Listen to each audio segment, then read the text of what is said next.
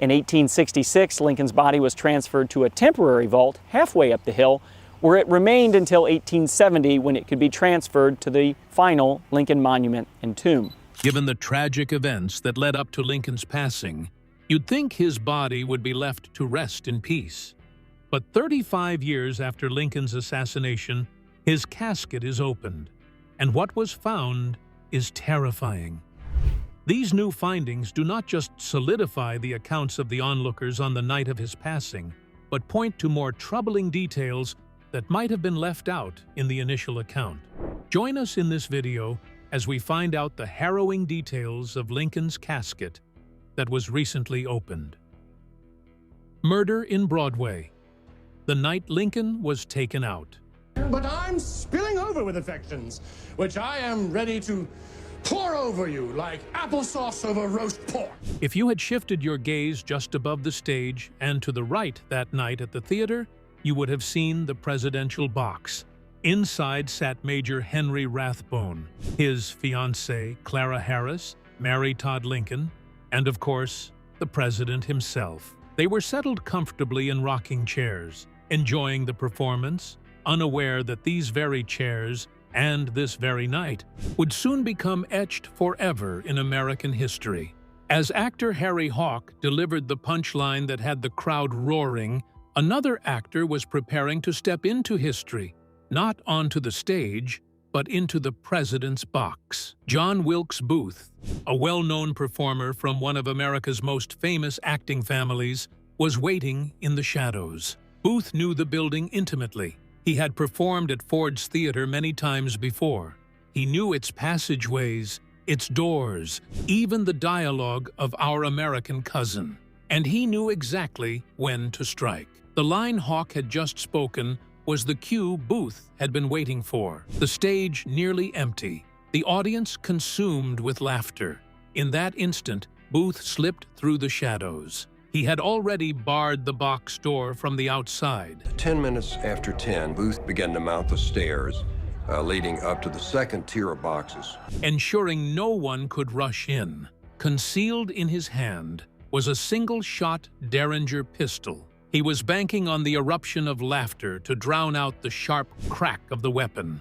And so, while Abraham Lincoln and Mary Todd smiled quietly in their box, sharing what seemed like a rare, peaceful moment after years of grief and war, Booth raised the pistol to the back of the president's head and pulled the trigger. The tiny lead ball, no larger than the tip of a finger, entered the base of Lincoln's skull, tore diagonally through the soft tissue of his brain, and lodged behind his right eye. The president slumped forward immediately. From the audience below, some thought he had simply nodded off, bored with the play. But in truth, his fate was already sealed. Though Lincoln would not die for nearly 12 hours, Booth's single shot had done its work. In the box, chaos erupted. Major Henry Rathbone, filling in for the absent General Grant, reacted instantly. Lunging at Booth through the smoke of the gunshot, he tried to grapple him into submission.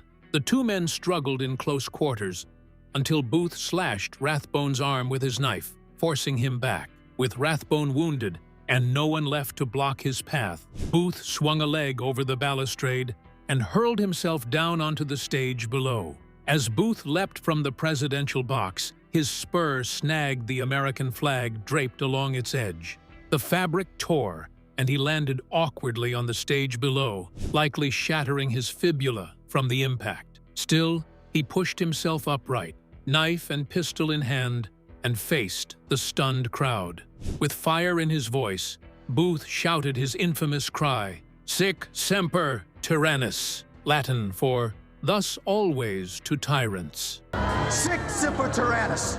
It was not only the motto of Virginia, but also a deliberate echo of Julius Caesar's assassination. He strode across the stage, slashing actor Harry Hawk's arm with his Bowie knife in passing, before bolting toward the wings. Bursting through the back door, he emerged into the alley where his horse was waiting.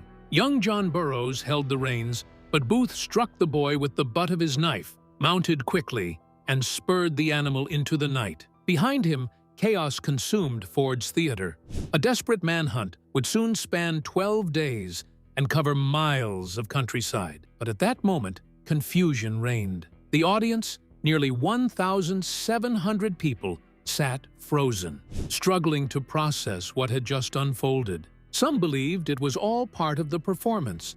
After all, John Wilkes Booth was a celebrated actor. Others thought a section of the president's box had collapsed. That eerie silence held only a moment. As Booth makes his way toward the presidential box, he is seen Before it was broken by a sound that tore through the theater, a chilling scream from the president's box. What would follow next?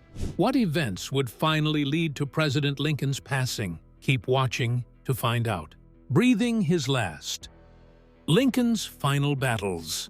One of the first people to jump into action was a young doctor named Charles Lyell. He had only come to the theater that night hoping to catch a glimpse of his hero, Abraham Lincoln. Instead, he suddenly found himself responsible for trying to save the president's life. Lyell was hardly a seasoned physician. He had received his medical degree just 6 weeks earlier. At only 23 years old, he was barely trained, but he didn't hesitate. He pushed through the panicked crowd and entered the president's box, where a horrific scene awaited him. Lincoln sat slumped in a rocking chair, his wife clinging to him, unresponsive and covered in blood. Unsure at first what the injury was, Lyell assumed Lincoln had been stabbed. After all, he had seen John Wilkes Booth leap onto the stage with a knife in his hand. But when Lyell lowered the president's head and felt his soaked hair, he discovered the truth: a gunshot wound to the back of the head. Working quickly, he cleared a clot from the wound, relieving the pressure on Lincoln's brain and temporarily stabilizing him. Witnesses who were interviewed later offered conflicting accounts, and some doubted it ever happened at all. But the moment is so vivid and moving that it remains part of the story. As Lyell worked frantically to save Lincoln, the actress Laura Keene, the star of the very play being performed that night, entered the president's box. According to some witnesses, Laura Keene made her way over to Dr. Charles Lyell and asked him for a surprising favor: permission to hold the president's head in her lap. While others who were there that night later denied it happened, Lyell himself confirmed that he allowed it. So Keene lowered herself to the floor, gathered Lincoln in her arms, and gently cradled his bleeding head as Lyell worked to keep him alive. If this moment truly happened, it's hard to imagine a more haunting image. The star of the evening's play, dressed in her flowing costume, holding the dying president who had given everything, even his life, for his country. And when you remember that it all unfolded on Good Friday, the symbolism becomes even heavier, an almost sacred scene of sacrifice and sorrow. Although Dr. Lyell was able to restore Lincoln's breathing and pulse for a time, he knew from the moment he saw the head wound that there was little hope. The best anyone could do was make sure the president's final moments were as peaceful as possible. Lyell decided Lincoln wouldn't survive a rough carriage ride back to the White House. Instead, they carried him across the street to a nearby boarding house called the Peterson House. There, through the night, Lincoln's family, cabinet members, and a team of doctors stayed by his side, doing everything they could to ease his suffering. But the president never regained consciousness. At 7:22 the next morning, Abraham Lincoln drew his final breath. He was surrounded by those who loved him, and, as legend tells it, Secretary of War Edwin Stanton spoke the words that would echo through history: "Now he belongs to the ages." Why was he taken out with such precision? Who wanted the president silenced? Keep watching to find out. Investigating the circumstances before the assassination. On the morning of Good Friday, April 14, 1865, Abraham Lincoln awoke in a cheerful mood.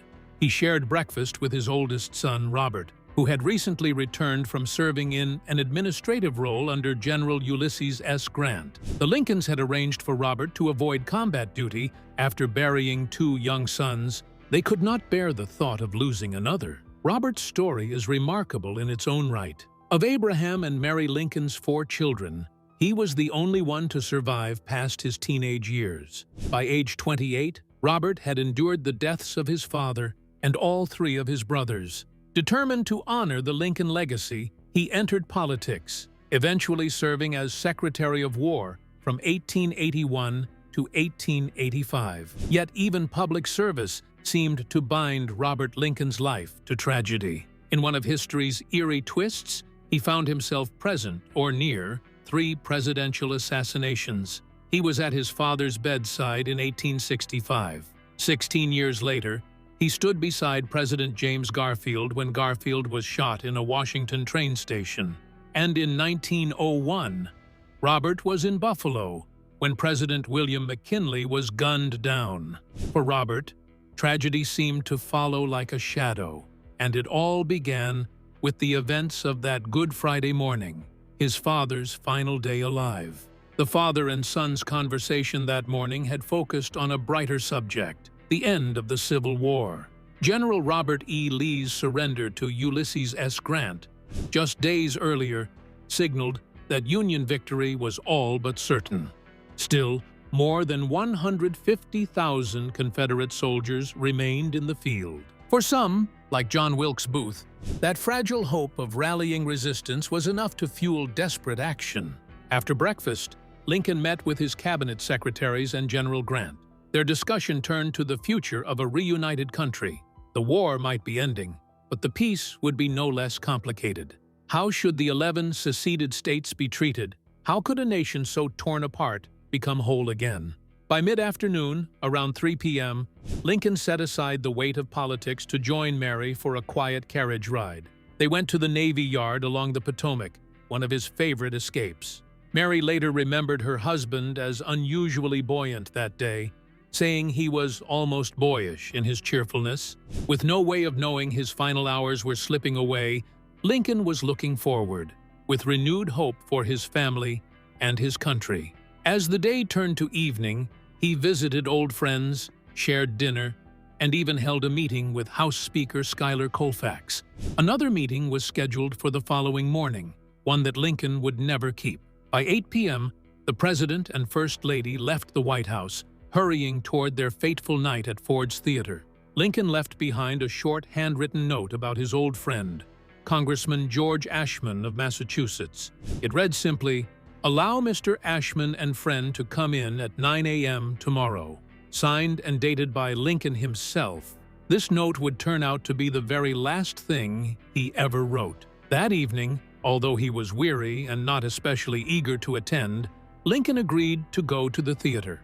He didn't want to disappoint the public, who were expecting him. The play scheduled that night was the popular satire, Our American Cousin. This performance carried a special significance. It was a benefit show for actress Laura Keene, with newspapers announcing that both Lincoln and General Ulysses S. Grant would be in attendance. The theater was guaranteed to be filled, despite it being Good Friday. Ironically, the crowd's greatest excitement wasn't for Lincoln, but for Grant. While the president was deeply admired, Grant was the true hero of the moment, having just forced Robert E. Lee's surrender. Originally, Grant and his wife Julia were invited to join Abraham and Mary Lincoln in the presidential box, but the Grants declined. They gave the official reason that they planned to visit their children in New Jersey, but many believe Julia's true motivation was more personal. She had twice before endured the sharp tongue and unpredictable outbursts of Mary Lincoln, and she wanted no part of that discomfort again. In the end, her insistence spared them from being present on one of the most tragic nights in American history. Whether Grant's presence that night might have changed anything will forever remain one of history's great what-ifs. What other characters plays key roles in Lincoln's assassinations? Would they have been able to be stopped? Keep watching to find out. The mistake that cost America a president. Across the city, while Lincoln was busy with meetings and plans for the nation's future, a very different meeting was taking place. At 7 p.m., inside the Herndon House, just 3 blocks from Ford's Theater, John Wilkes Booth laid out his deadly plot. With him were 3 co-conspirators, George Atzerodt, David Harold, and Lewis Powell. Each man was assigned a specific target, each a role in the violent plan that would unfold. Their individual stories would take on lives of their own. But for now, the focus remained on Abraham Lincoln's final hours. That evening, the Lincolns arrived late to Our American Cousin. The play had already begun, but as soon as the president entered, the performance stopped. The orchestra struck up Hail to the Chief, and the crowd of nearly 1,700 rose to its feet in thunderous applause. Lincoln took his seat in a rocking chair borrowed from the Ford family's personal furnishings, and the theater once again filled with laughter and lines from the stage. Meanwhile, Booth's plan was already in motion. Just after 9:30 p.m., he rode up to the back of Ford's theater to prepare his escape. He handed off his horse to Edmund Spangler, an old acquaintance who worked part-time as a carpenter and stagehand. Spangler, in turn, passed the responsibility on to a young doorman nicknamed Peanut, John Burroughs, leaving the stage door unguarded.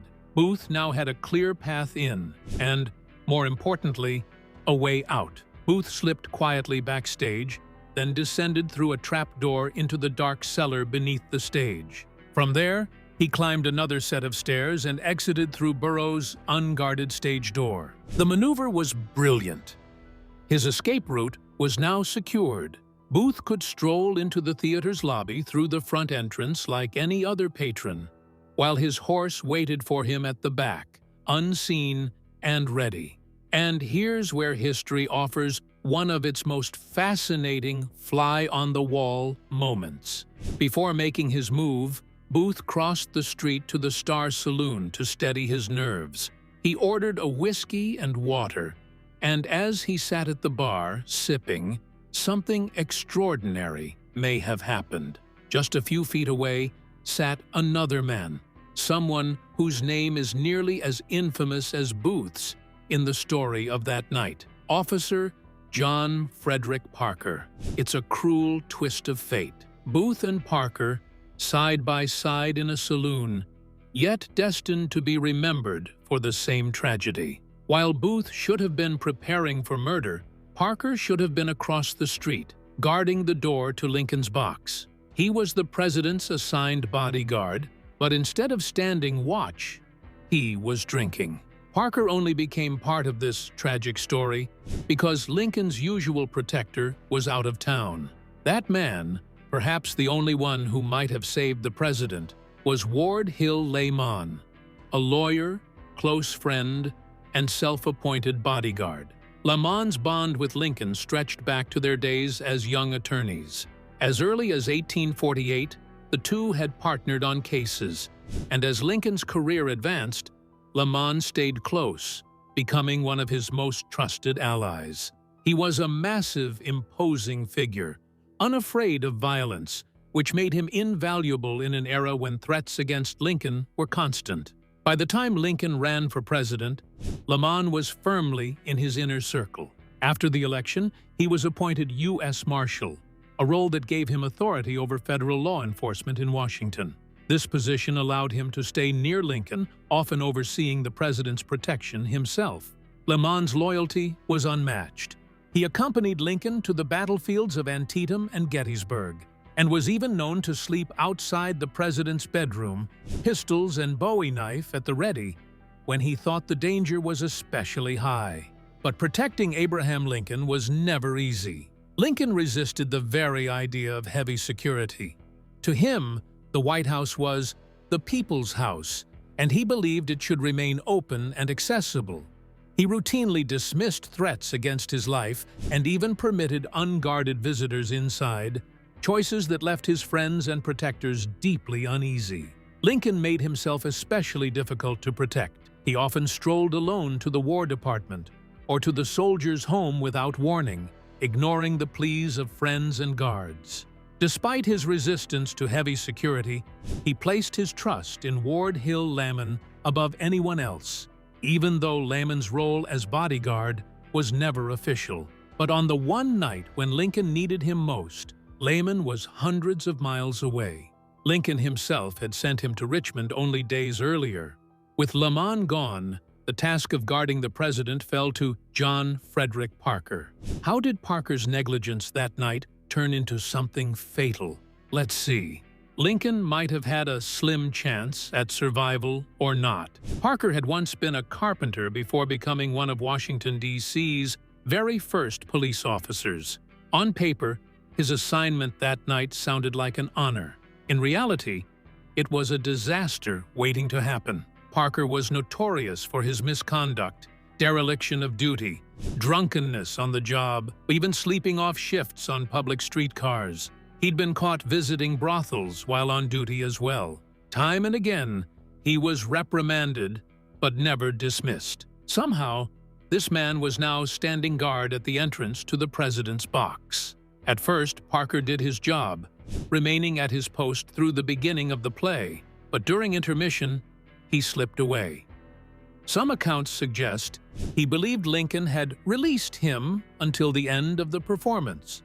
Others think he simply abandoned his duty. Either way, Parker wandered off to a nearby tavern with Lincoln's coachman and valet. That tavern was the Star Saloon, the very same place where John Wilkes Booth was stealing his nerves with a whiskey before carrying out his plot.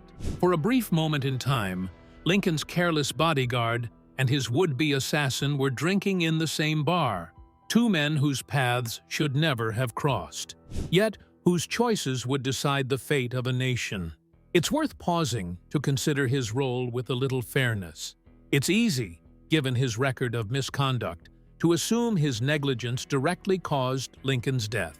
After all, the image of the president's bodyguard drinking at a tavern just moments before the assassination feels like a shocking abandonment of duty. But in the context of 1865, Parker's absence may not have been as scandalous as it now appears. At the time, most threats against a president were thought to occur during travel. Not once he was seated inside a theater or public hall. Parker's primary job that night was likely seen as escorting Lincoln safely to and from Ford's Theater, not standing post throughout the performance. In that light, his decision to leave the president's side once the play began may not have been viewed as unusual. And even if Parker, or Ward Hill Layman, or any other man had been stationed outside Lincoln's box, it's hard to say whether Booth could have been stopped. The actor wasn't a stranger. He was a celebrity. Lincoln himself not only knew Booth, but admired his performances. He had even invited Booth to the White House on several occasions, invitations that Booth, an ardent Confederate sympathizer, always declined. With such recognition, Booth may well have been able to talk his way past any guard with little more than his name and reputation. Speculation aside, what we do know is this. When Booth finally made his move, the president's box was effectively unguarded. With Parker gone, the only person left outside was Lincoln's valet, Charles Forbes. When Booth left the Star Saloon and crossed back into Ford's Theater, the only obstacle between him and Lincoln was Charles Forbes. Calm and composed, Booth approached the valet, produced a small card from his pocket, and presented it with the confidence of a man used to getting his way. Forbes, seeing nothing suspicious in the request of a famous actor, stepped aside and allowed him through. Booth slipped into the outer vestibule, where the door to the president's box stood ajar. Quietly, he wedged a wooden brace, hidden there earlier that day, against the door, sealing himself in. Then, with his small Derringer pistol in one hand and a Bowie knife in the other, he waited. The cue came as expected, the roar of laughter at the line, "You sockdologizing old man-trap!" With the crowd in hysterics, Booth stepped forward, raised the pistol to within 9 inches of Abraham Lincoln's head, and fired. What were Lincoln's greatest moments before the shots were fired? How does America remember him today? Let's see. All men are created equal. Rare. Abraham Lincoln moments and stories. Abraham Lincoln was the first U.S. president to grow a beard. One of the most famous photographs of Lincoln was taken just 8 days before he delivered the Gettysburg Address, where he declared that all men are created equal. Experts say this image perfectly captures the deep, commanding gaze of the man later called the Great Emancipator. But Lincoln's journey began long before his presidency. In 1846, After teaching himself law, he entered politics and earned the nickname Honest Abe. The first known photo of him was taken shortly after he won a seat in the U.S. Congress representing Illinois. Despite his success, Lincoln kept his promise to serve just one term. Even then, he was known as a fierce opponent of slavery. During his Senate campaign, he gave his legendary House Divided speech, warning the nation that a house divided against itself cannot stand. Another striking photo from 1858 shows Lincoln after his famous debates with Stephen Douglas, where they clashed over slavery and other issues, tearing the nation apart. Standing tall at 6'4", Lincoln often drew crowds of supporters outside his Springfield, Illinois home, proof of his growing influence on the national stage. During the famous debates with Stephen Douglas, Lincoln appeared without his now iconic beard. Though Douglas ultimately won the Senate seat, the debates catapulted Lincoln into the national spotlight, setting the stage for his rise as one of America's greatest presidents. Despite his growing political ambitions, Lincoln was deeply devoted to his family. He and his wife, Mary Todd Lincoln, raised 4 sons together, and friends often remarked that he never hesitated to put work aside to play with his children. Interestingly, Lincoln's political rival Stephen Douglas once courted Mary Todd, but it was Lincoln who won her heart. In 1859, Lincoln's popularity was soaring across the country. Yet, life dealt him a devastating blow: the loss of his second son, Eddie, who died at the age of 3. Both Abraham and Mary were heartbroken by the tragedy. Still, Lincoln balanced his public responsibilities with private devotion. Even during the grueling years of the Civil War, he always found time for his youngest son, Tad. After the death of another son, Willie, Tad became a source of joy and comfort to the grieving family. Lincoln lovingly nicknamed him Tad, short for tadpole, because of his playful and restless nature. Through triumphs and tragedies, Lincoln was not only a president who shaped a nation, but also a father who cherished the small, tender moments with his children. So, what legacy did he leave behind? Presidency and passing, Lincoln lived and died. For this, one of the most significant photos of Lincoln was taken by Matthew Brady in New York. Lincoln himself believed this portrait helped make him president. It was captured right before his powerful Cooper Union address, a speech that transformed him into a serious national figure. Just 3 months later, he was elected President of the United States. During his presidency, Lincoln was not content to lead from afar. He was hands-on, regularly visiting military camps to check on strategy and morale. In one striking photograph, he is seen at Antietam, visiting the Union camp in Maryland shortly after the bloody battle there. Another photo shows him meeting with General George McClellan. At first, Lincoln admired McClellan's leadership and even promoted him to General-in-Chief.